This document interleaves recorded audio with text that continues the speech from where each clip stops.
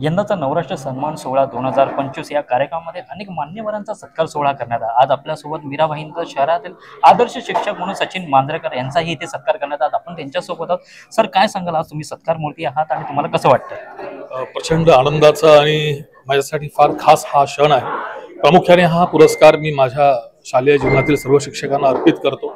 आज गेले 25 वर्ष शिक्षण क्षेत्रामध्ये मी काम करतोय। माझे असंख्य विद्यार्थी, त्यांचे पालक, त्यांना हा पुरस्कार समर्पित करतो।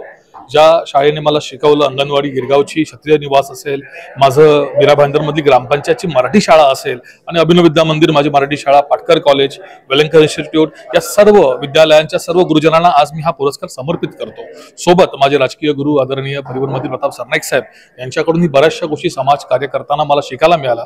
मी आदरणीय प्रताप सरनाईकांनाही हा पुरस्कार समर्पित करतो। माझ्या उमा क्लासचे उदय नाईक सर यांनाही समर्पित करतो आणि माझी पूर्ण प्रेरणा टीम, मित्र परिवार यांना हा पुरस्कार समर्पित करतो। हे कारण असं, कारण हा पुरस्कार फक्त एकट्याचा नसतो।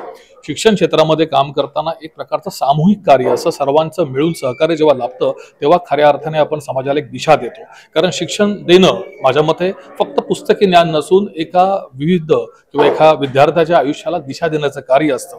आणि प्रामुख्याने सर्वात शेवटी आणि महत्त्वाचं, ज्यांच्यामुळे मी आहे, माझे आई, माझे वडील, या दोघांच्या चरणी मी हा पुरस्कार त्यांच्या पायाजवळ अर्पित करतो। आणि प्रामुख्याने आज हा क्षण ज्यांनी माझ्या आयुष्यामध्ये आणला ते माझं, आपण ज्याला म्हणूया की लोकप्रसिद्ध, अतिशय प्रसिद्ध असं या महाराष्ट्रातलं दैनिक वृत्तपत्र नवभारत आणि नवराष्ट्र या वृत्तपत्रांनी ज्या प्रकारे नामांकन केलं, ज्या प्रकारे संपूर्ण प्रोसेस पार केली, खूप कौतुक पडलं की अतिशय पारखून व्यवस्थित निरीक्षण करून या पुरस्काराला ते दिशा देत आहेत। या माध्यमातून समाजासमोर ज्या ज्या लोकांनी मेहनत केलेली आहे त्यांच्या पाठीवरती कुठेतरी प्रोत्साहनाची थाप या माध्यमातून पडते। म्हणून नवराष्ट्र आणि नवभारत या वृत्तपत्राला मी सलाम करतो, यांच्या संपूर्ण टीमचं मी कौतुक करतो। नक्कीच सर, धन्यवाद। पण ह्या येणाऱ्या भविष्यामध्ये पिढीला शिक्षकांमध्ये जर ह्या वृत्तीमध्ये यायचं असेल तर तुम्ही काय मार्गदर्शन करा?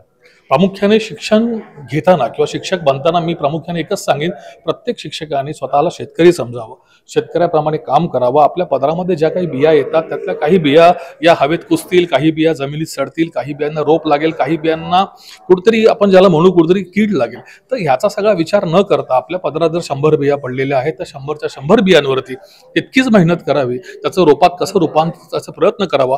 त्या अर्थानेच, खऱ्या अर्थाने विद्यार्थी पुढच्या आयुष्यात जगतील। कारण आपण जेव्हा ठरवतो की फक्त हुशार विद्यार्थी, हा एक भेदभाव हल्ली समाजात फार सुरू आहे। मुलांच्या गुणपत्रिकेतल्या मानांकनानुसार एक निर्णय घेतला जातो, ही साफ चुकीची पद्धत आहे। सर्व विद्यार्थी सारखे असतात, जसे आपण त्यांना वळण देऊ तसे ते वळतात। फक्त संयम हा आपल्यात ठेवावा लागतो आणि आजच्या विद्यार्थ्यांना फक्त पुस्तकातलं न शिकवता पुस्तकाबाहेरचं वातावरण त्यांच्या पदरात कसं आणता येईल ह्यासाठी जर प्रामुख्याने शिक्षकांनी प्रयत्न केला तर खऱ्या अर्थाने महाराष्ट्राची शिक्षणाची पंढरी होणं दूर नाही। नक्कीच सरांनी हे फार मोलाचं योगदान आपल्याला दिलंय आणि नक्कीच त्यांच्या भविष्यातल्या वाटचालीसाठी आमच्या नवराष्ट्र मार्फत त्यांना खूप खूप शुभेच्छा। धन्यवाद।